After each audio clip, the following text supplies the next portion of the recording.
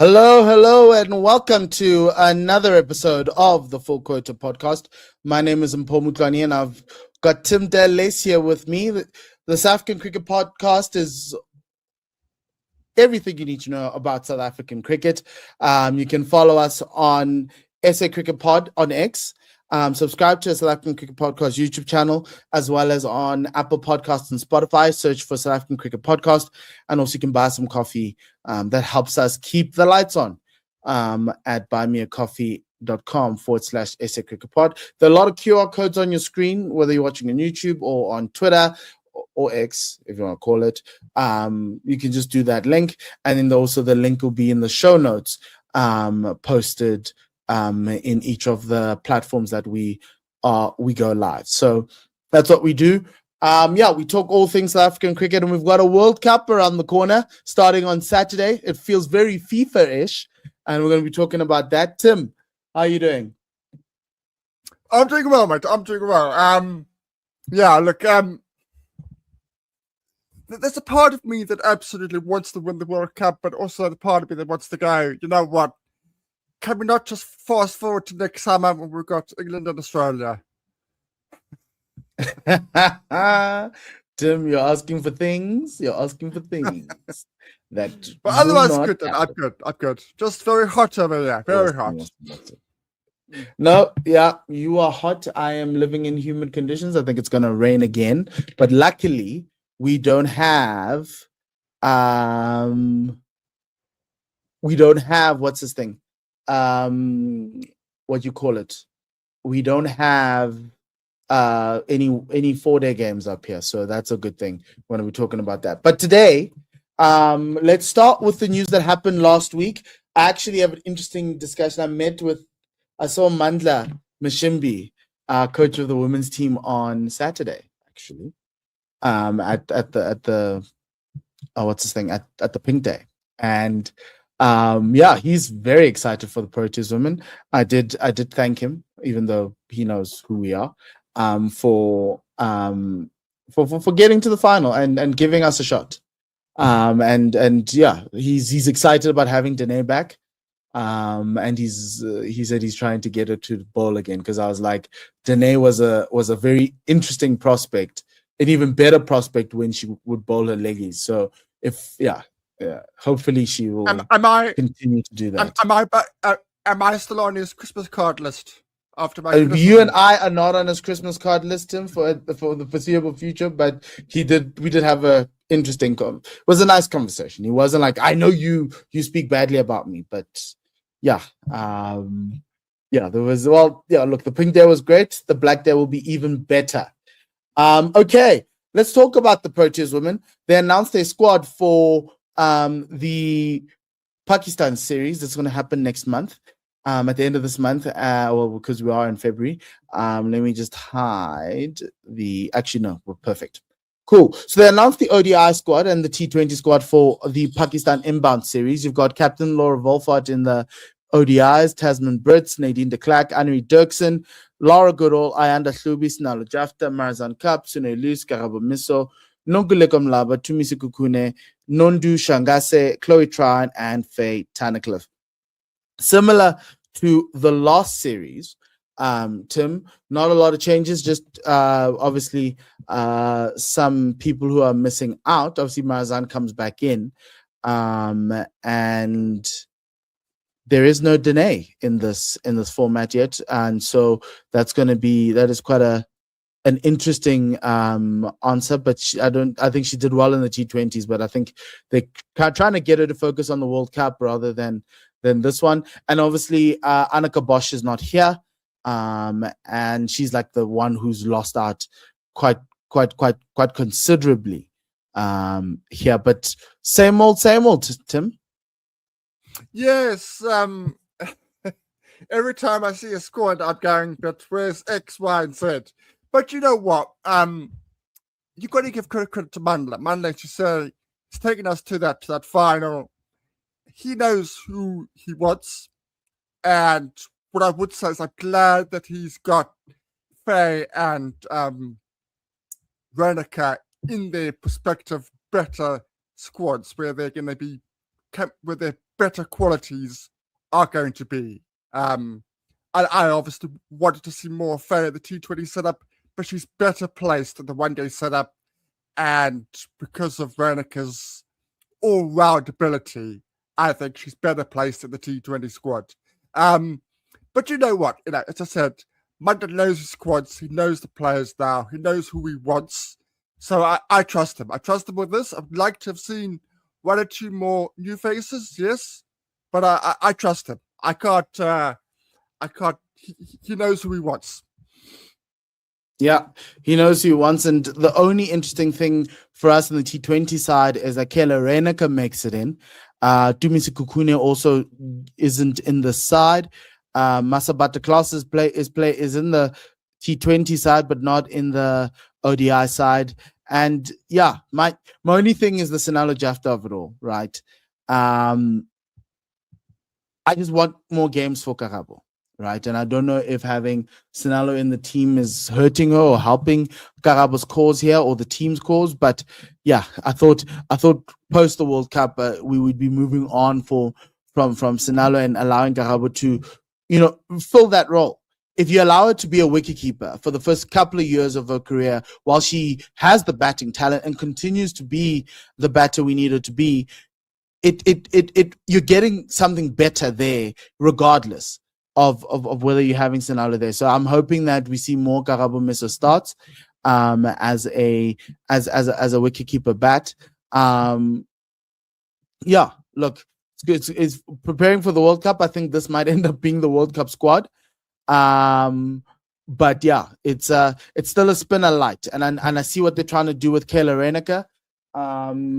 Yeah, we were trying to find a way to support lefty without an out-and-out spinner, a second one. And yeah, we were mixing it with Chloe, with Kayla, with Sune as the off-spinner now, which has worked well, and the Dene, right? So it's not necessarily out-and-out, but I think for the balance of the side, I think Kayla coming in is exciting, and it works. So yeah, that's a little bit about the Proteas women. We'll continue to update you and talk about it as that series goes along. Now let's move on to what we came here to do, Tim, is to talk about this series with West Indies and whether we are ready for the World Cup, right? And so what I want to do for this one, as a post-mortem to the West Indies series, after we do our initial thoughts, is winners and losers. Who's won, who's lost, who did well, who didn't do well. So, initial thoughts, Tim. I was happy with the series. I actually liked the way they played. The top order is very, very strong. The middle order didn't get that much game time outside of the last game, but even that was a shortened game. It kind of felt. The bowlers were the thing that I was mostly worried about, and they look fine.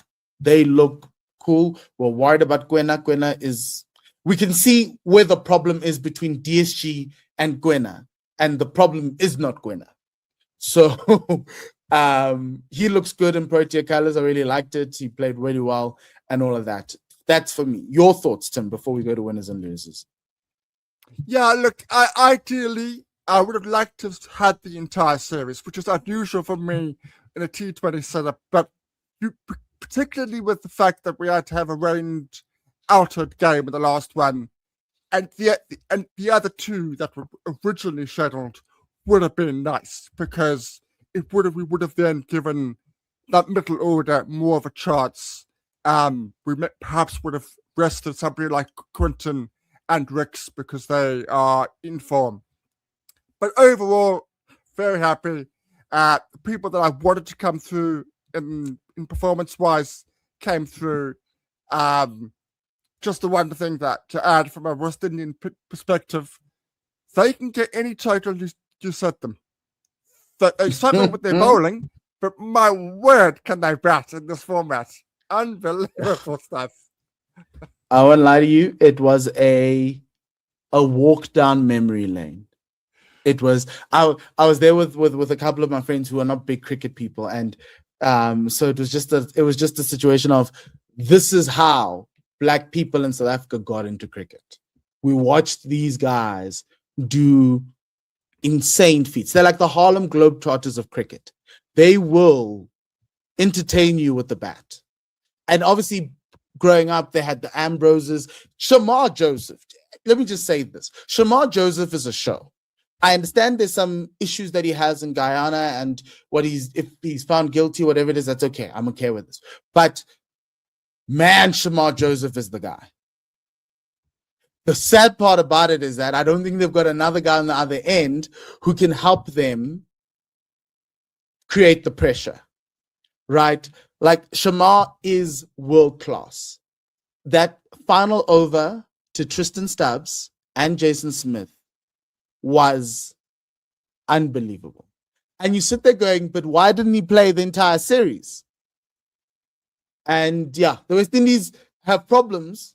Shamar Joseph is also one problem there, but a one who has no scandals and everything else is just unbelievable. He was so good. So good. He bowled so quickly. And he just steams in all the time. I was really impressed. Outside of the batters, like we know what they can do. Shimron Hetmeyer, welcome back. We've missed you. World cricket needs you.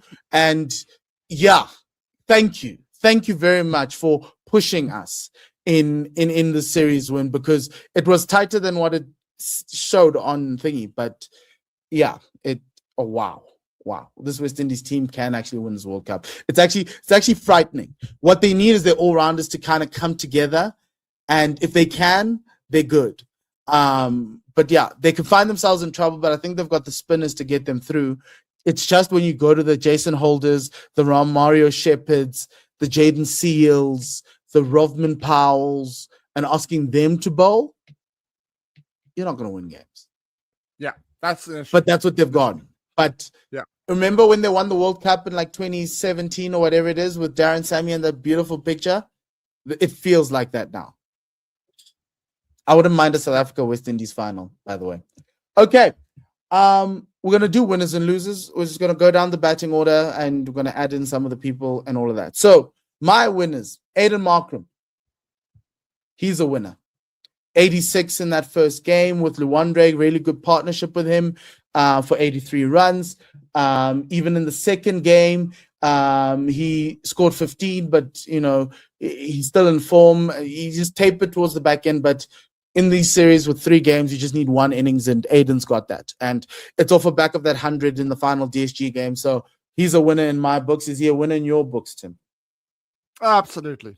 There was a slight question mark, even though you did do well on me previously. Yeah, absolutely. And I like the right-left combination. He's threatening. He poses enough of threat at the top of the order for us to stop this idea of him moving down to 4. Let's stop it now. Cool. Yeah. The other winner is Quinton de Kock, his partner, Quinny. That innings in Centurion, the 115. When Shukri said Quinny's an enigma, you guys should have believed him. Because I did. When he said that, I was like, yeah. In the last, I think from like 2015 onwards, up until he retired, Quinton was the best player we had across all formats. He was the most reliable. He was our star player. We looked to him.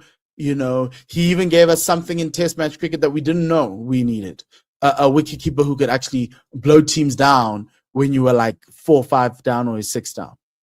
So he just reminded us of that this tournament. Player of the series, well done, Quinny. Just as advertised, just keep going in India. Just keep going. That's all we ask for. And so, we knew the class was there. We just hope it happens on the basis that it's happening at the moment, because it is actually happening on a consistent basis. Even in the rained out game, he was a class above. Yeah. Okay, then I'm just going to go down. Number 3, Ryan Rickleton. Is he a winner or a loser, Tim? Undoubtedly. That man has had a topsy-turvy last 2 or 3 years. In terms of in, out, checking it all about. But I'm happy for him. I'm happy he's in the squad, and I'm happy that he's scoring runs again for the Proteas, because that was my concern all the way through SA20, I said, go back to what he was doing prior to the SA20 for the Proteas. He wasn't doing it. For whatever reason, he wasn't doing it. So I'm very happy with the strike rate, very happy with the attacking approach without being reckless. Very, very, very, very good good signs that Ricks is back. Because when Ricks is back, we are a much, much better side. Yes, he raises the ceiling. The only other person who loses out here is Tony DeZorzi, who's coming back from injury, showing us videos on Instagram of him running shuttles and make me questioning whether he actually is unfit to actually play cricket. I don't know if he's playing for Western Province this week, Tim. No, okay. No, he's injured. People must take those videos with a slight bit of salt, because I think I've seen a couple of them, and they were right at the beginning of January. They're not taken yesterday. They're not taken last week. They're taken. Well, Instagram's supposed to be instant, Tim, not like delayed. So I don't know. But anyway, yeah, but Tony's a loser, definitely, because I don't think he comes back into the side once fit, unless, we want to rejig something. But the way Ricks, because the big question for us was, could Ricks bat at 3? And he's answered it. Big time. The other question we can only find out when we get to India is whether he can play spin. Because Gudakesh Moti got him at the Wanderers. And for me, that's my only worry. Whereas I've seen Tony, and I know Tony's ability, but can he bat still at the strike rates? Yes, Moti got him, was 15 off 7 at the Wanderers, right? But he came off a 77. So Ricks is in. Ricks is winner, chicken dinner. The other one is Devil Brevis. Didn't have a great series. Didn't get to bat because the top 3 just dominated everything. But they brought him in at number 3 at the Wanderers. Did you like what you saw? And he's a winner. Is he a winner? Yes, he's a winner. He's a winner. He in a slightly different context, because of the manner of it. I was more impressed of the SA20 performances in the manner that they were scored. Obviously he had a lot more game time, a lot more balls to hit. But yeah, look, I'm not worried about Brevis at the moment. Brevis is going to fail at some point. He's going to have a little, but that's the nature of the way he goes about things. But I'm not worried about him. I'm very happy with the batting at the moment. Very happy. Very, very comfortable. Very, very comfortable. Okay. The other batter in all of this, I actually need to find, I think, the A team before we go anywhere else. Yeah, so we've got Brevis, and we are moving then to Jason Smith. He's a winner in my books, Tim. That innings at the Wanderers, although he didn't get us over the line, he gave us a chance.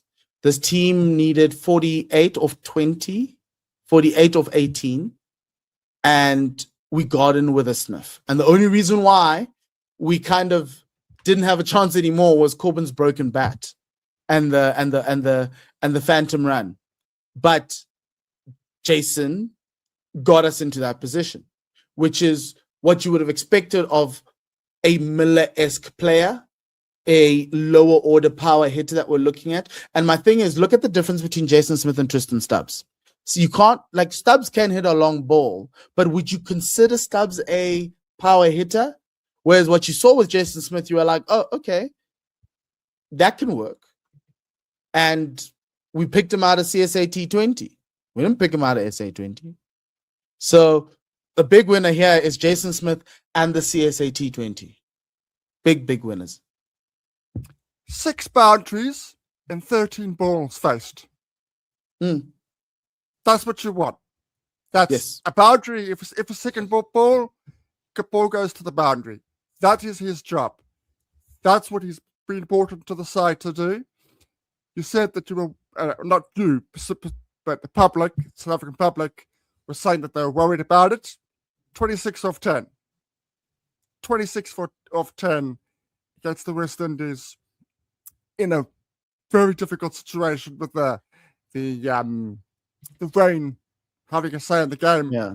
Very happy, very, very happy for him. I'm very happy for him because I know that he doesn't have the same swagger of a Quinton or a Brevis. No, it's a branding issue. Yeah. So yeah, the numbers speak for themselves, but he doesn't have the marketing behemoth around him to prop him up as a proper batter. And oh, by the way, MI Cape Town, if you're looking to let him go, I know 5 other teams that were actually, 4 other teams that could use, 3 other teams that could use him. SEC doesn't need him. DSG don't need him, but JSK, Pretoria Capitals, and Paul, most definitely. They could bat him higher than 9, if you'd like. I don't know. You finished last. Maybe if you batted him at 4 and 5, you could have actually won games. I don't know. Anyway, well done, Jason. Winner. Tristan Stubbs, Tim. I was struggling with this one. I don't know where I sit with this one. Did you get what you wanted from Tristan Stubbs, or did he just confirm his spot on the bench with Miller coming back? Yeah, probably the latter. Probably the latter. It's a little bit harsh because the top 3 dominated batting-wise in terms of the balls faced throughout the series, which is why, as I said at the beginning, it would have been nice to have played that extra 2 games and then given the responsibility of Tristan to bat at 3 maybe, just so he could bat, so we could see where he is. It's a toss of a coin, isn't it? It's a toss of a coin. It's going to be match dependent, pitch dependent. But you're right. Jason Smith has said, "Do you want a power hitter? I'm a power hitter." I think that's probably what they're going to do. I don't think Miller's going to sit it up. You're not going to pick Miller in the World Cup and say, Miller, you know what? No, he's playing. So Tristan is probably at the beginning anyway of the tournament going to sit it out. And a person who didn't get to bat, Ruben Hanman, is he a loser? Because Miller's now fit. Yeah. Not of his own making, but he is a loser by not getting game time and Miller being declared fit. There's no way of getting behind that.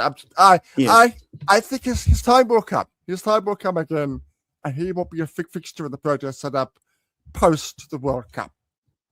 Yeah. And then obviously Luandre Pretorius, he came in because some people were still celebrating and drunk. For that in that first T20. He didn't do himself a disservice. I think he's a winner. I think he's put his hand up there. I'm just not sure how he gets into the side, but it's good to know that we've got a very strong group of batters sitting in, waiting for an opportunity in T20s. Yes. I agreed. His time again will come. It's just unfortunate at the moment, which is slightly unusual for us, is that top 6 is stacked. It really is stacked, and it is tricky in terms of where to fit him in at the moment. But you might find post-World Cup there might be a few decisions made. He will definitely be there. It's just a matter of exactly fitting him in the right place. Okay, so now we're going to the all-rounders. The only all-rounder who actually batted is George Linder. He came in at number 5 in the last game, scored 17 runs off of 9 balls. He also bowled in 2 games, taking 3 wickets at an average of 11 and a economy rate of 5.66. He's a winner. Bit of a fight back after what happened in SA20. Yeah, I thought it was going to be a shoo-in.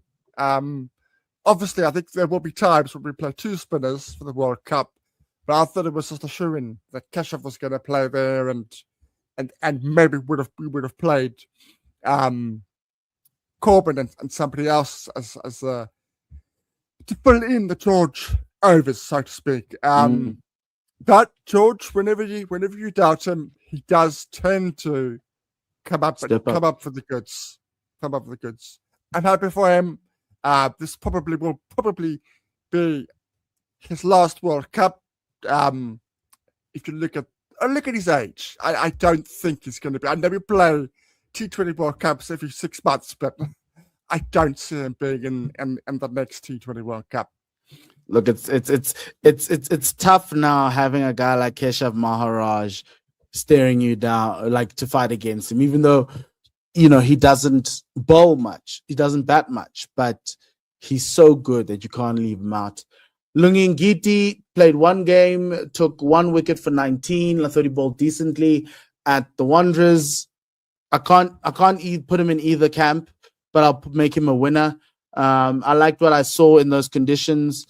And just a reminder that, you may doubt him, but he's pretty good. Well, this was a tough series for the pace bowlers. Let's be honest, it was a tough series. The pitches were flat as hell, and everything just went out of the ground. This was a tough audition for the pace bowlers.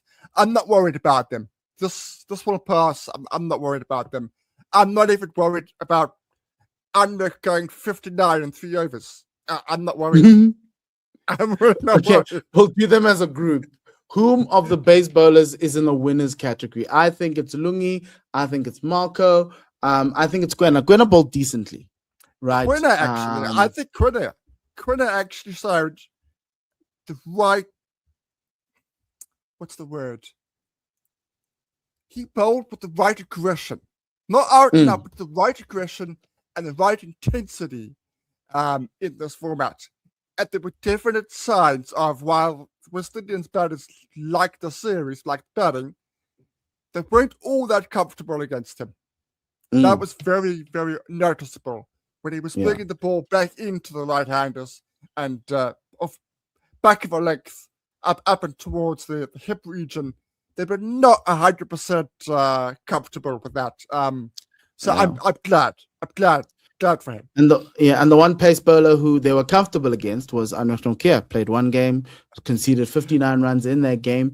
Yes, it was at Centurion. We understand the pace bowlers got beaten, but against his peers, is there a case to not start with Nokia in your best 11? Certainly, there is a definite possibility. My only, I'm not overly concerned, but it's always been a slight concern for me, which makes it a bit strange that we made it as far as we did at the last World Cup. Anrich and KG, outstanding bowlers, but the T20 numbers are not great for Proteas. They're not great. They're not great T20 bowlers. KG just puts it there on a spot in all 3 formats. You can't. You can. You actually can't, because it does. But if you want to be world class, if you want to be elite level T20 cricket, you've got to do a little bit more than that. And I don't think either of them did enough of variety. They did what they did was, this is what we bought 145, and that's what we do. They didn't do enough of variety for me. And you have to have variety in this format. Yeah, look, it's the accuracy that keeps them in, right? And the pace. And if you are accurate on a specific length at the day, you could go, because it's not the length that you need to bowl. And I think KG and Anrich suffer from that at times. I think KG is a little bit more skillful than Anrich, whereas Anrich, it's either fast, it's a slow ball, but he knows where to put it. Sometimes that, especially being express fast, could go. And it went in Pretoria. Like, it was really hard to see. But I'm not changing anything for this bowling attack. I'm not fighting to get Bartman in. I like these guys. I think they're great.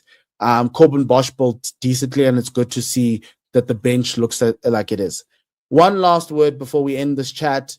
Keshav Maharaj, 5 wickets, average of 20, a con merit of 10. He got tonked around at the Wanderers. But what were we doing without him? Where was he before this? Like, I sit here going, I can't believe there was a time when we didn't want him in our T20 side. It is extraordinary, really. It is extraordinary. And it would just have been, we don't have enough in the lower order hitting ability. That's would have been. And at the time, I would have agreed with it. I would have said, yeah, I agree with it. We need to have somebody the bottom end who can swing and hit the ball. But look, West Indies scored 221 in one of the games of the series. I mean, like, yeah. He got 2 for 22 in that game.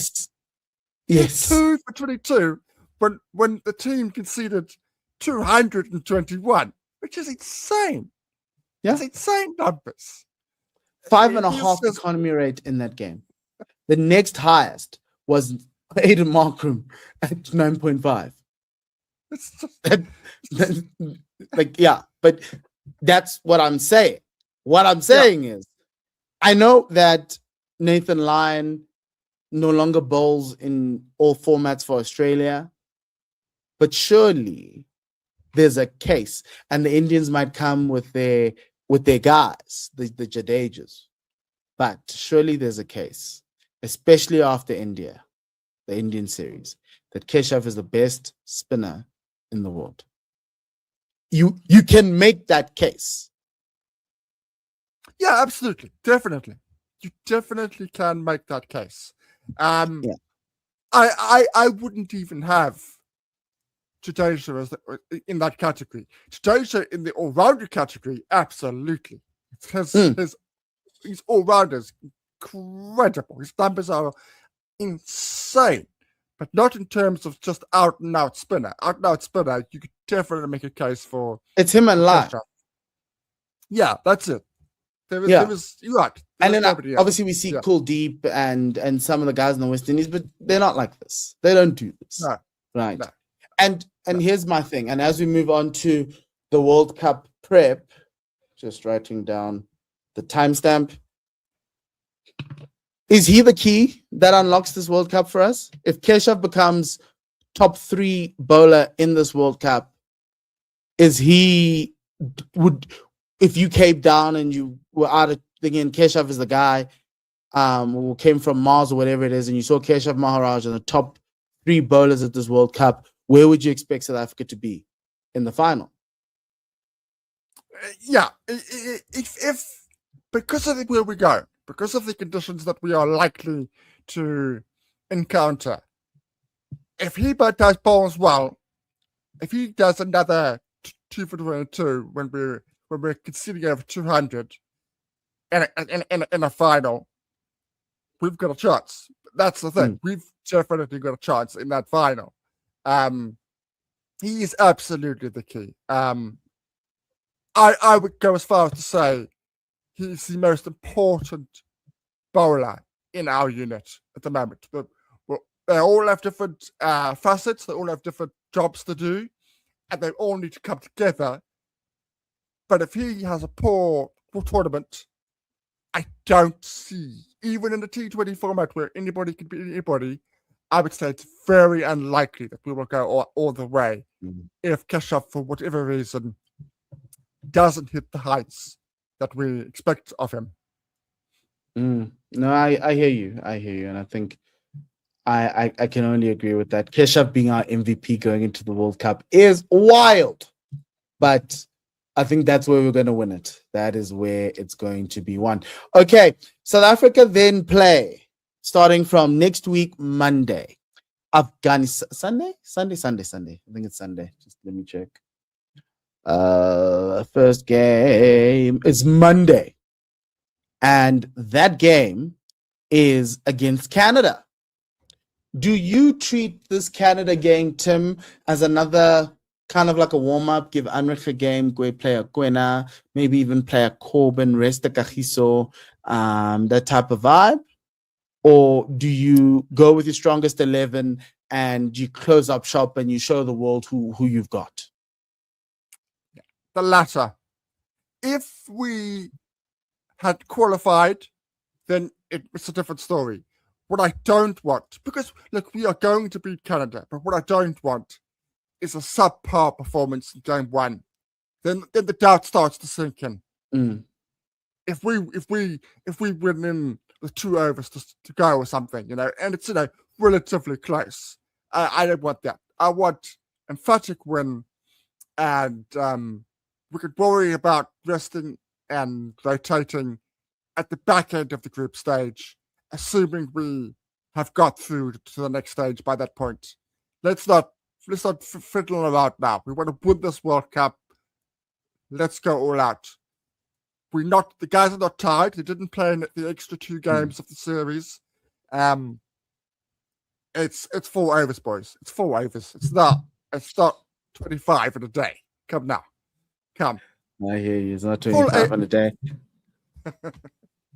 Okay, so South Africa start off their campaign against Canada. Then they play Afghanistan on the 11th of February. Then there's a Valentine's Day showdown. So please do plan accordingly. 3:30 on Valentine's Day, we play New Zealand.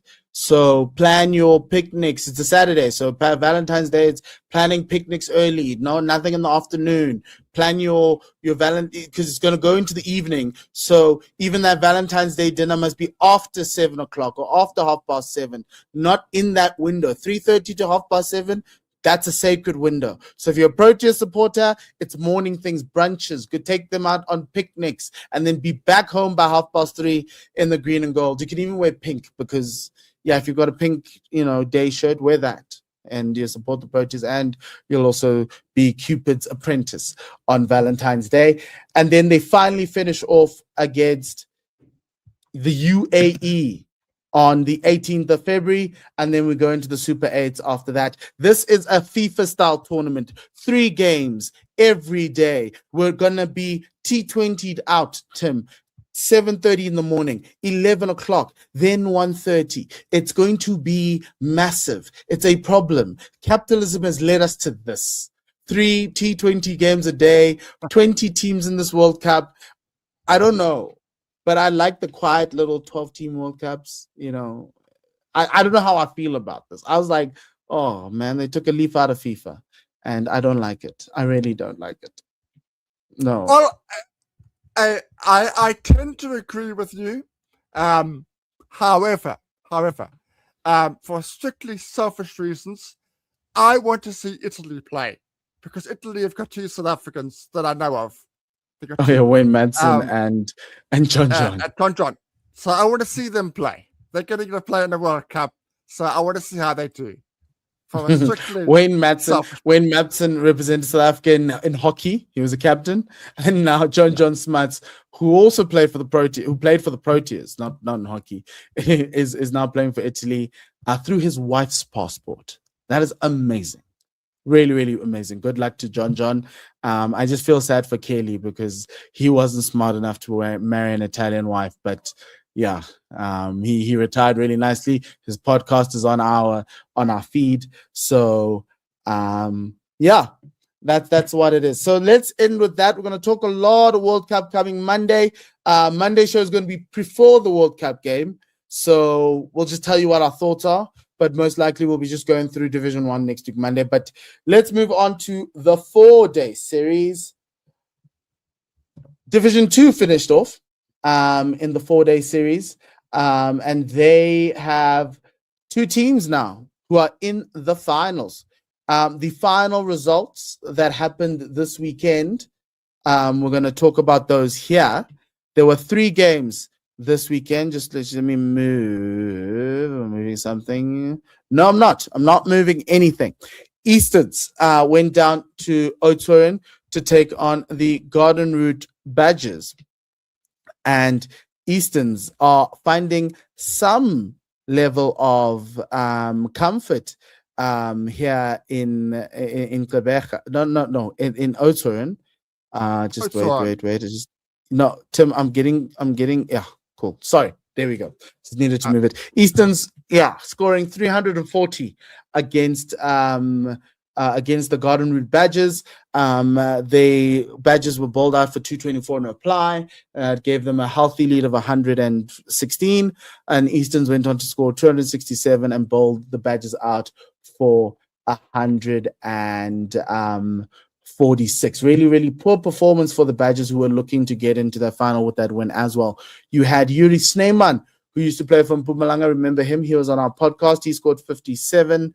So did Ernest Kemp. So did Chris Spritz, 54 and 53 respectively. Kabela Sekukune scoring 45. Devon Marais, 79 as well in that game for Easterns. From a bowling perspective, in that first innings for the Badgers, Kyle Jacobs took 3 wickets. Liam Alder took 3 wickets. Tyrese Carlson, 2 wickets. Zach Momberg, who came from the Lions, he took 2 for 57. In reply, in the 224, there were lots of 30s and a 40 for George van Heerden, Kyle Jacobs, Tyrese Carlson, and Liam Alder scoring 30 runs in the 30s as well for that 224. Bowling-wise, Andrew Rasimene of the Easterns, 5 for 50, also supported by Ernest Kemp, 3 for 101, Tabiso Ndlela and Chris Spritz taking 1 wicket each. In the response by the second innings for the Easterns, 89 runs went to Grant Thompson in that middle order, and Jesse Albany, 58. There was a point where Easterns were 50 for 9. And at that point in time, I'm sure the Badgers thought they were going to get there, but then somehow there was a 90-run partnership between Jesse Albany as well as Grant Thompson to kind of steer them to victory there. 94-run partnership, and that was the partnership that helped them win the game. Bowling-wise, Peko Moletsani, 5 for 40, 52. Badneletlele, 2 for 50. Liam Alder, 3 for 49. And Kyle Jacobs, 1 for 35. And then with a target of 384, only Liam Alder can put up runs. He scored 40 in that reply, but 6 wickets for Ernest Kemp, 6 for 56, and Grant Thompson, 2 for 38. So that was the first game. Good to see a win for Jeff's team there at Easterns, and they make the final of the Division 2 4-day series. Tim, what did you make of that one? Yeah, it wasn't a very competitive game in many respects, even though, as you said, they had a bit of a collapse there. Easterns at the second innings. But really, Easterns were the better team, and they've been the better team for the last 3 or 4 weeks in the 4-day competition. They've got to be in their bonnet. Jeffrey's got them on a good trajectory, and there's a reason why they are now in the final, the 4-day competition. Yeah, that's true. Okay, next game. Northern Cape Heat beating Limpopo. Limpopo batted first. They were bowled out for 178. Christopher Kleinans scoring 97 runs there. 3 wickets to Charles Prinsloo of Northern Cape Heat. Zidane Mohammed, 2 for 20. He's the fast bowler. 2 for 70 for Tsepo Ntuli. Mone Fenta, 1 wicket. And Odirile Mudimukwane, 1 for 13 there. Northern Cape then scored 442, 100 for Nonelela Yika. He was at the Inyati last year. He scored 107.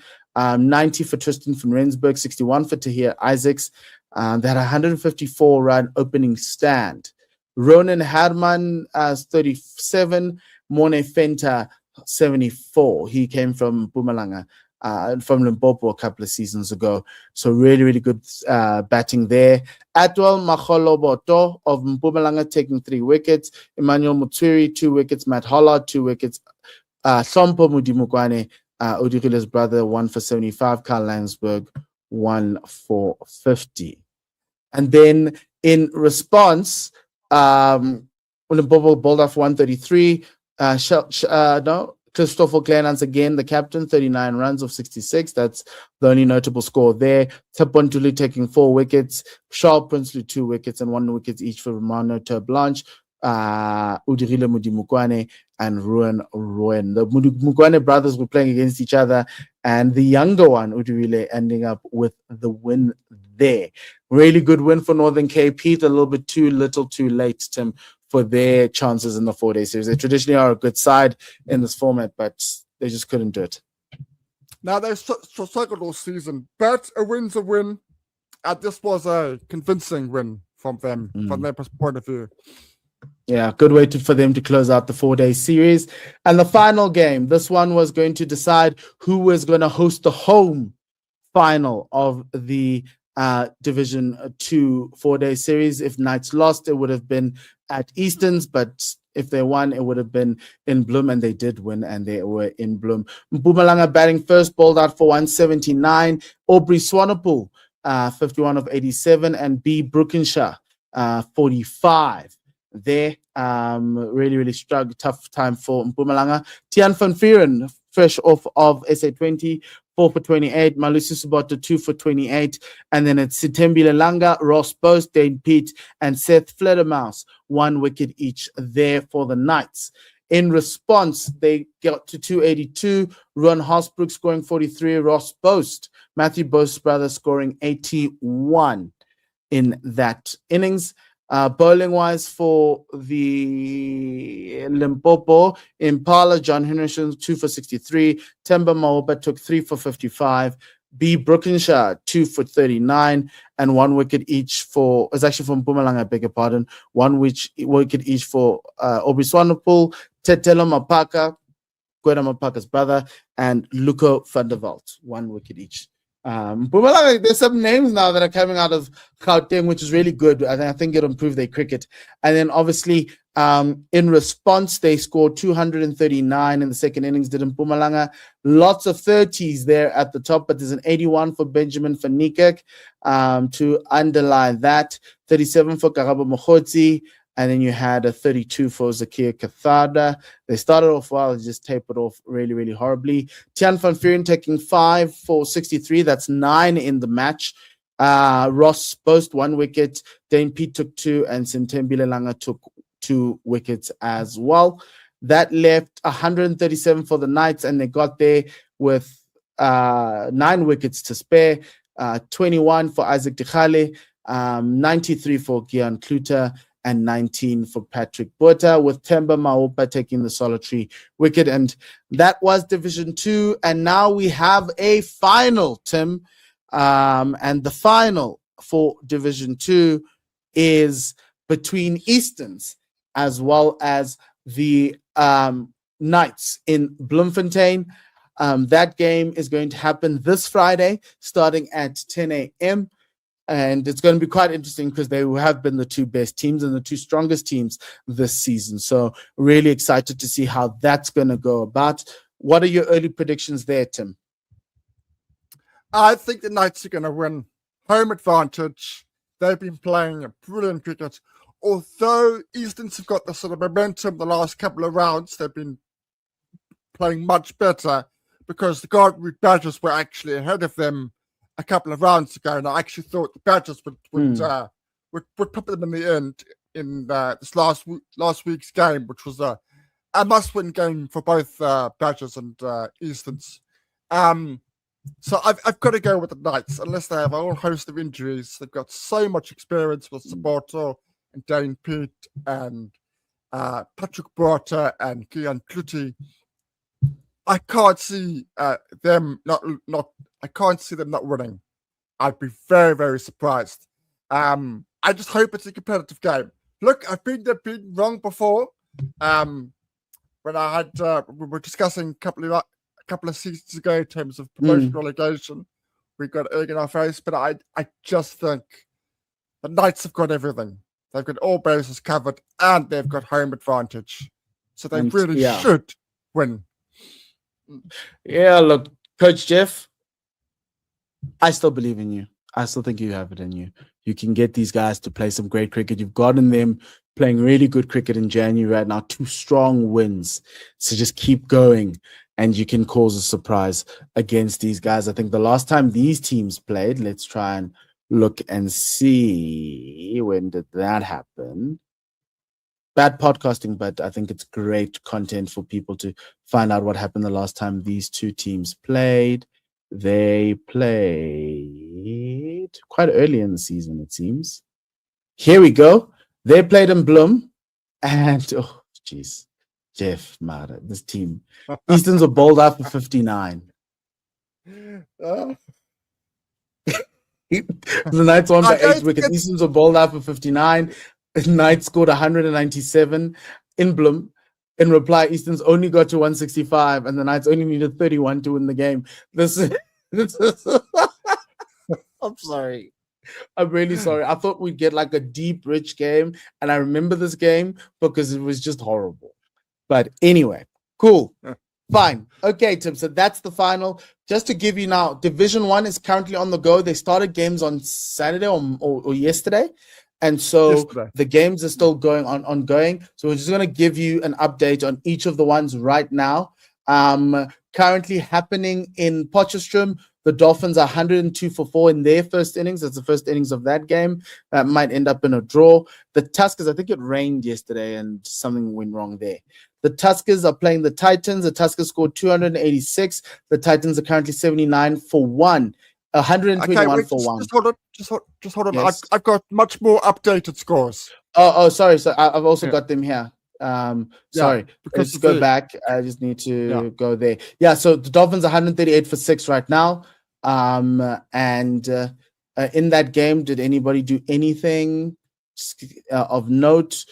Ramashan Pillay 34, Bryce Parsons 24, Kai Zondo's on 15 right now.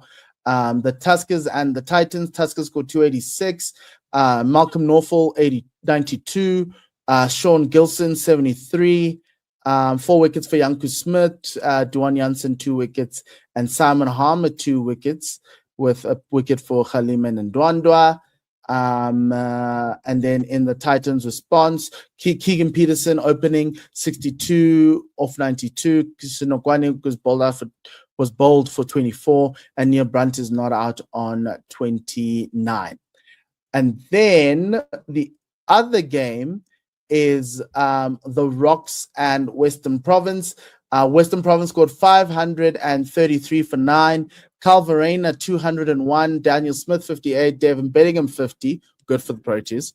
Valentine Kitime 63, Carl Simmons 85, Joshua Brett 52, and Boland are 11 for 1 right now in their innings. So from a bowling perspective, 2 wickets each, or 3 wickets each for Manak and Sean van Berg. Keith Dudgeon 2 wickets, and Steelman 1 wicket.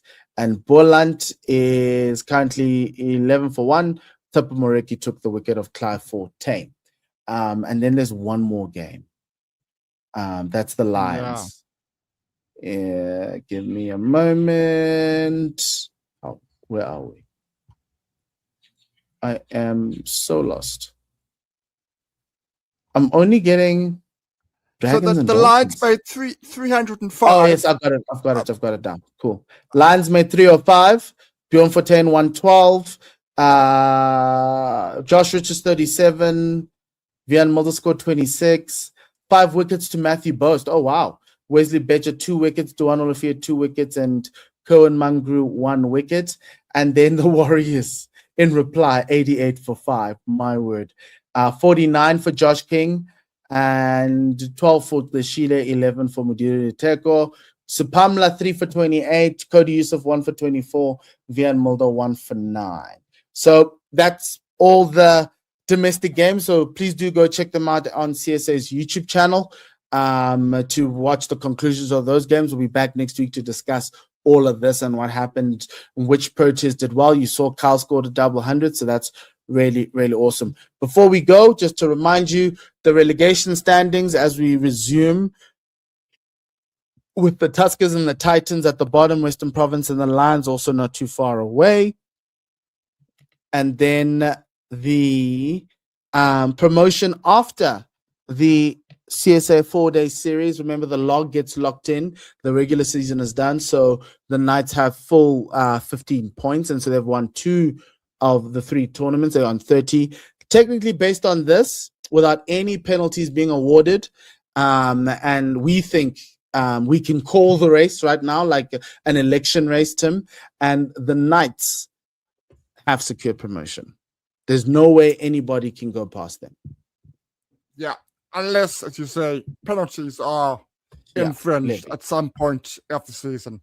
And it would be right. You know, I I was secretly hoping the Badgers would pep them because it would be nice to have somebody different in Division 1.